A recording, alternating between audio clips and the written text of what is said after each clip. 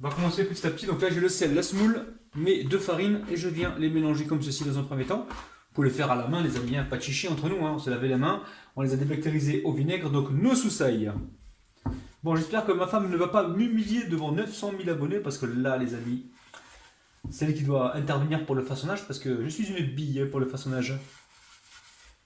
Donc une fois que c'est fait, on a bien mélangé donc, nos éléments secs.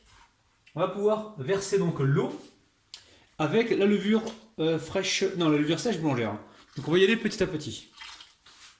Donc là je récupère ma palette et comme ça je mélange. Donc je vous dirai après à la fin de la vidéo et en description la quantité exacte que j'ai mis en eau.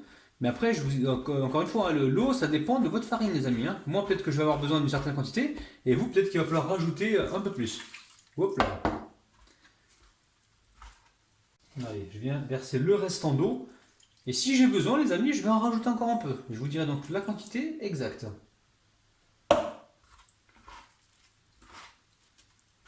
Alors, je pourrais tout prendre comme ça à la main tout de suite. Hein. Mais vous allez me dire, ouais, t'as un petit mafoun. Non, petit mafoun, c'est un petit dégueulasse. Donc là, je vais d'abord rassembler donc, la pâte en boule. Et après, je vais la travailler à la main. Bon, les amis, c'est bon, hein, j'attaque à la main. Alors. Je vais régime cette pâte, hein. Régime cette pâte, c'est-à-dire on va la pétrir. Donc là, on rassemble tous les éléments secs, on essaie de les ramasser comme ceci. Je vous ai dit les amis, je suis une bille au niveau du pétrissage de la pâte. Il y a ma femme qui va intervenir dans quelques secondes les amis, vous allez voir la différence. C'est un truc de dingue. La famille, on vient de m'expliquer qu'il faut que je trempe mes mains dans l'eau de temps en temps pour venir donc écraser cette pâte. Pour la travailler comme ça. Donc de temps en temps, quand vous voyez que ça colle de trop, vous ramenez donc votre main directement dans l'eau comme ça. Bon, je vais faire intervenir ceux qui savent. Hein. Bon, Assia, c'est à toi, vas-y. Hein. Eh bien, bonjour tout le monde, j'espère que vous allez bien. Voilà, je prends le relais. C'est moi qui va pas bien là, parce que là t'es en train de me foutre la honte de dingue. Attends, je fais un morceau de pâte. Merci. Bon, vous avez vu les amis, je peux aller rentrer chez moi les amis. Hein. Allez, au revoir. Oh, quand même, hein, tu maîtrises. Hein. Donc là, il faut la pétrir pendant environ 4 minutes. Donc voilà, de temps en temps, vous trempez vos mains comme ça dans l'eau et vous venez comme ça pétrir votre pâte. C'est pas compliqué, c'est très facile les amis. Hein. Combien de temps tu l'as pétri? Un petit peu quand même. 4 minutes, 5 minutes? Ouais, à peu près. Ouais. 3-5 minutes, hein, max. 3 à 5 minutes, d'accord. Ok. Et après, on va la laisser reposer 2 fois. Ouais, si tu veux. Non, c'est pas si je veux, c'est ta recette. C'est ta recette, attends. 2 fois, c'est ça? Ouais, si j'ai le temps, je peux. C'est pas si t'as le temps, c'est. Je peux aller jusqu'à 2 fois, mais si j'ai pas le temps une fois, ça me suffit. D'accord, mais nous on va faire 2 fois pour avoir quelque chose d'ultra moelleux. Vous avez vu les amis la technique? Bon, je pense que je peux pas reprendre la suite là parce que je viens de me faire ridiculiser. Donc c'est bon? Bon, on va la laisser se reposer un petit peu. Alors, combien de temps il faut qu'elle repose la première pâte? Au moins 1 heure, il faut qu'elle se repose. 1 heure, d'accord. Puis après, au bout d'1 heure, on va la dégazer et la repétrir encore 2-3 minutes, c'est ça? Voilà. Et la laisser encore reposer 1 heure. Exactement. Ok, d'accord. Bon, jusque-là, j'ai compris, les amis. Ça va pas l'air compliqué. N'oubliez pas la famille, trempez vos mains directement dans l'eau hein, pour pouvoir pétrir la pâte de manière très facile. Elle est souple la pâte, vous avez vu ça? Ouais, elle est très souple. On la laisse se reposer. Et à tout de suite. Alors la famille, je vous explique. Changement de programme. Pourquoi? Parce que je me suis absenté pendant au moins 3 heures. Donc la pâte, j'ai pas besoin de la laisser repousser une deuxième fois parce qu'elle a largement poussé. Vous avez cette option là. Donc là, je retire le papier film. Hop. Et ensuite, je viens tremper ici mes mains dans l'eau. Alors je vais en faire une et puis après ma femme va faire le restant. Donc là, je sais même pas comment m'y prendre. Je vais sortir une boule. Hop. Une sorte de boule comme ça. Alors, vous voyez bien les amis. Hop, hop, hop. Je la forme comme ça en boule. Je me remouille les mains. Hop. Et je viens la déposer sur le chicha. Alors le chicha, il me semble que c'est de l'orge.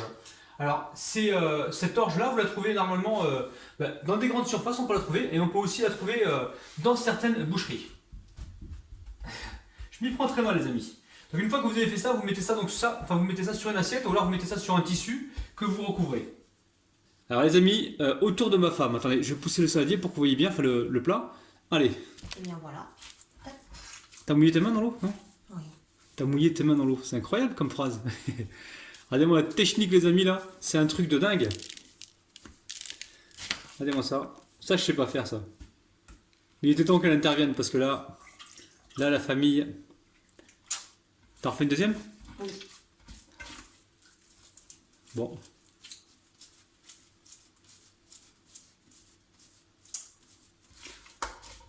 Alors pour l'instant, voilà, on les passe dans la chicha, hein, dans l'orge, et ensuite on les mettra sur une assiette, on les laissera pousser. L'assiette va nous permettre justement de transvaser le pain directement dans la poêle sans galérer en fait. Parce que si vous laissez ça sur sur la table ou alors sur un drap, pour la récupérer c'est délicat. Donc la technique la plus facile que j'ai trouvée pour vous, c'est de mettre ça donc sur une assiette pour la transvaser directement sur la poêle. Donc là, on va faire quoi là? On va laisser repousser combien de temps à peu près? Un quart d'heure, 20 minutes. Ouais, ça dépend après de la température de votre pièce. Hein. Si vraiment il fait froid, chez vous, prolongez un petit peu le temps de pousse. Bon, alors là, on a préparé nos assiettes. On va venir maintenant déposer le pain donc directement sur les assiettes. C'est pas compliqué, mais bon, voilà. C'est pas compliqué, mais il faut avoir le coup de main, les amis. Hein. Attends, on va le mettre là parce qu'on voit pas bien. Hop là. Allez. Donc tout à l'heure, quand on va les transvaser, hein, on n'aura pas trop de difficultés. Hein. Sinon, il faudra les choper à la main, on va carrément les déformer. Après, vous n'êtes pas obligé de faire tout ce cinéma, les amis. Hein. Vous prenez le truc, enfin, vous allez doucement et puis après, vous reformez votre pâte si jamais elle s'est déformée en cours de route. Donc voilà, donc là, on va laisser reposer encore 15 à 20 minutes. Hein. D'accord? Alors, les amis, regardez bien, hein, ça a bien poussé au bout d'environ 20 minutes. Donc là, j'ai mis une poêle à chauffer, je l'ai légèrement huilé, je l'ai fait chauffer. Et donc ma femme, elle va transvaser donc l'assiette directement dans la poêle. Allez-y, 1, 2, 3, boum. Voilà, vous aplatissez. Alors le geste, moi je ne l'ai pas, c'est pour ça que c'est elle qui s'en occupe. Donc voilà, vous aplatissez comme ceci. Et là vous allez avoir du pain de ouf. C'est le pain que faisaient nos grands-mères il y a une certaine époque. Je peux vous garantir que vous allez retrouver les mêmes saveurs. Donc là, elle récupère, c'est moi qui le fais, d'accord. Je vais faire des trous en fait dessus. Hein. Alors pourquoi on fait des trous? J'ai jamais su pourquoi, je crois que c'est pour permettre à la vapeur de s'échapper du milieu. Mais à l'époque, ma grand-mère, elle utilisait, ma mère aussi, elle utilisait des allumettes. Alors si vos parents utilisaient des allumettes ou vos grands-parents, dites-moi ça en bas dans les commentaires les amis. Je serais curieux de le savoir. Voilà, on a fait assez de trous. Et là, ce qu'on va faire, c'est surveiller dans quelques minutes, hein, dans 2 minutes, surveiller le dessous pour voir si ça colore trop vite ou pas. Et après, une fois que le dessous est coloré, on va pouvoir donc retourner. Alors j'en profite pour vous dire ce que j'ai mis exactement à l'intérieur. Donc farine blanche, j'ai mis 340 grammes. Blé complet ou zra, j'ai mis 340 grammes aussi. Semoule extra fine, j'ai mis 400 grammes. J'ai mis 2 sachets de levure sèche boulangère, donc il y a 10 grammes dans mes 2 sachets de levure sèche. J'ai mis une cuillère à soupe de sel et j'ai mis 800 grammes d'eau. Alors l'eau, ça reste selon la qualité de votre farine, les amis. Alors dès que vous assurez que sur les côtés, ça commence un petit peu à s'assécher, on va pouvoir donc retourner le pâton. En espérant que tu ne te brûles pas, ouais. Allez. Regardez-moi ça, les amis, c'est un truc de ouf. Ça sent le pays, là. Ça sent le bled. Ça sent vraiment super bon. Donc, soyez vigilants. Donc, de temps en temps, moi, ce que j'ai fait, enfin, ma femme plutôt, elle a récupéré, parce que moi, j'ai rien fait. Moi, j'ai fait que les trous dans la pâte. Je sais pas si vous avez vu. Donc, de temps en temps, elle a récupéré la spatule pour voir en dessous ce qui se passait. Hein. Là, voilà, elle est en train de tourner le pain pour être sûre que ça cuit partout. Les amis, je vous rassure, ma femme elle parle très très bien français. Hein. Elle veut pas participer au truc, elle m'a dit c'est ton truc, c'est ton domaine, moi je vais te donner juste un petit coup de main et c'est tout. Ouais. Donc ça y est la famille, j'ai mis ça sur une grille et je vais continuer donc ainsi de suite et on se retrouve juste après. Bon les amis, ça y est, le pain est cuit, donc là il y a le petit khoubiyez, hein, le petit pain qui est...